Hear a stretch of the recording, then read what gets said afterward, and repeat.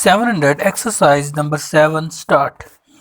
It was not often that Mr. Wells left his house for very many hours with no one in it.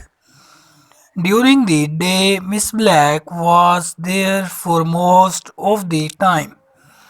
Miss Black could not be called his housekeeper as he himself kept watch on the stores and on the money spent. In fact, he bought most of the food, cleaning materials, and so on. On his way home from the office and merely passed them to Miss Black to put away.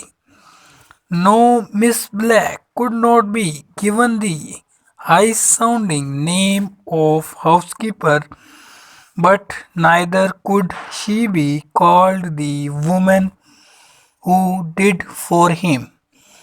She fell somewhere between these two high and low points. She was a daily help of the most valuable kind, and she looked after the house of Mr. Wells with as much care as she would have looked after her own had she had one of her own. But she had no house of her own, and in the evening she went off, and even Mr. Wells did not know where she went or what she did. During the day, therefore, his house was in good hands. In the evening, there was himself and there was his brother. Generally, they were both at home, for neither of them was much given to going out. They did not like parties and they did not like the pictures.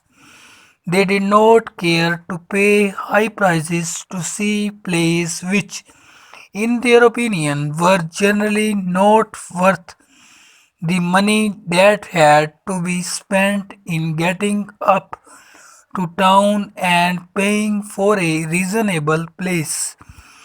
Neither of the men had married and neither had a regular girlfriend. Their evenings were therefore generally spent in the house, and it was the house that they both loved more than any other thing in the world. It was certainly a lovely little house, far enough away from the city to be almost in the country. It was peaceful and there were good views from the windows. From the outside, it looked in most ways much like the home of anyone with a reasonably well paid position in the city.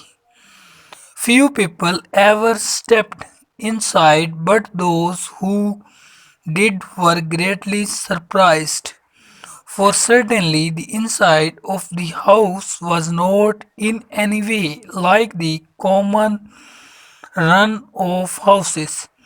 It was full of the most valuable things, all carefully placed and marked.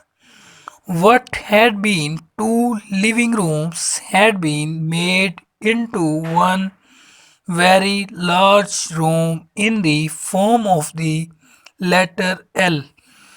The room was white and as clean as if it had been in the hands of the painter that very day. Everything in the room was clearly a showpiece, something bought at a sale and for which a high price had to be paid. The pictures were old masters and the books were beautifully covered. The table and all other pieces had been carefully bought one by one as opportunity and money made each buying possible. It was such a room as one might expect to find of the great houses built in a past age, but no one could possibly expect to see anything of the kind in such a place. The room was priceless, for many of the objects could not be found for a second time. And so the brothers spent their evenings and weekends among their much loved objects of art and tried to make still more perfect that which was already perfection. It was not often, as we have said, that Mr. Wells left his house with neither his brother nor Miss Black in it. But on that night he had done so. Work had kept him late in the city, and his brother had not been well and had gone away to have a small but necessary operation. Miss Black had left at 5:30 as usual. Mr. Wells read his paper while waiting for the 8:45 train home, but the train was late in starting as there was some mist in places along the line and it stopped several times before reaching his station. He got out and walked towards his home. The mist in the air seemed to have a red touch, he thought, as he walked on. Then he had a feeling of fear, of cold fear, for without doubt something was on fire. Something was burning. He broke into a run and then he stopped. After all, it was not his house that was on fire, his own most beautiful and loved house. It was the house immediately behind us.